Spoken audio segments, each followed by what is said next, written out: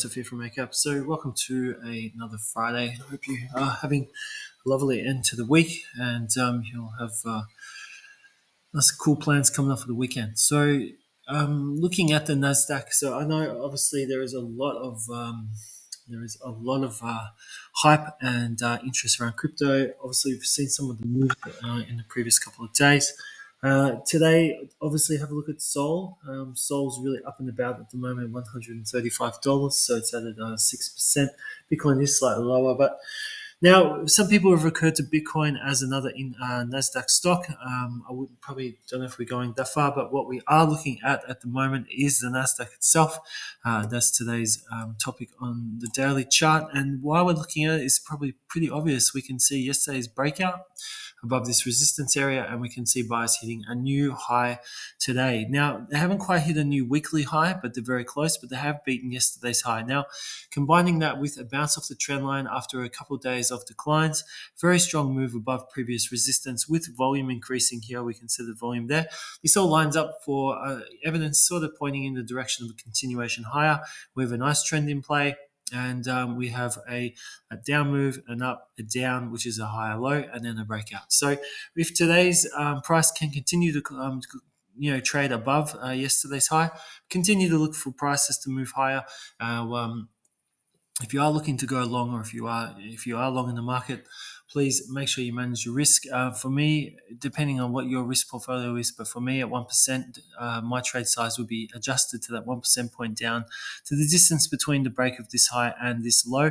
Now, normally I have a few points below the low just in case there is a low test, but that's where I'd have my stop loss, and that would be measured at 1% of my account, and that risk would be then that trade size would then correlate with that risk amount. So, looking back at price, we can just see that trigger bar here bounced off the moving averages. The moving averages are still pointing up. The uptrend is still pointing up. We have a nice higher low, a break of this previous decline, a nice push up, resistance break, further high with today's buying breaking that previous high. So there's a lot there supporting buy momentum. Risk markets are back. Now, the other interesting thing about yesterday's rally, now the US stocks all rallied, and this was despite the dollar index trading higher as well. It is trading lower today, but it did trade higher yesterday, and that is quite interesting because it bounced back from a pretty devastating little low and came rocketing back. Now, normally this may unsettle with a flight to safety, but it didn't on this occasion, and we saw that breakout hold for stocks. So it wasn't just the Nasdaq that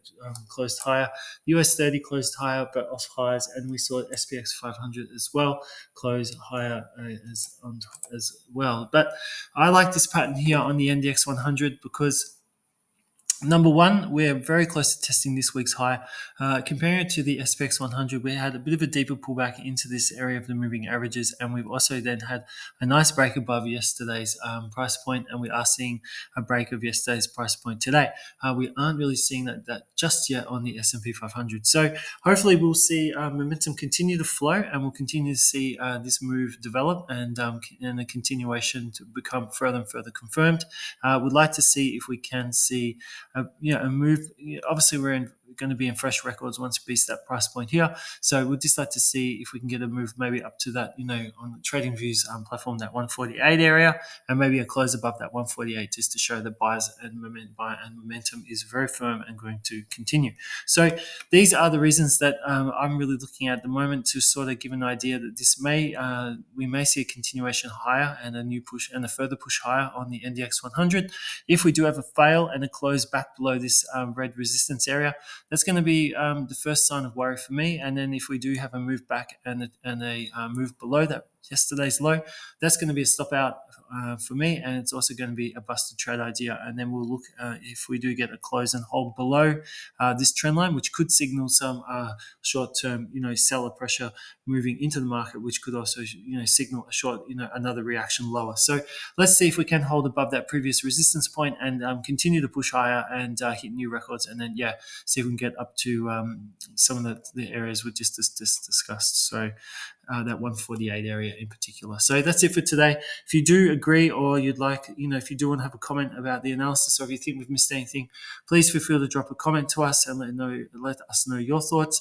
And if you do agree, feel free to like. And thank you very much as well for your time today. Have a fantastic weekend, and all the best for your trading. Thank you, and bye for now.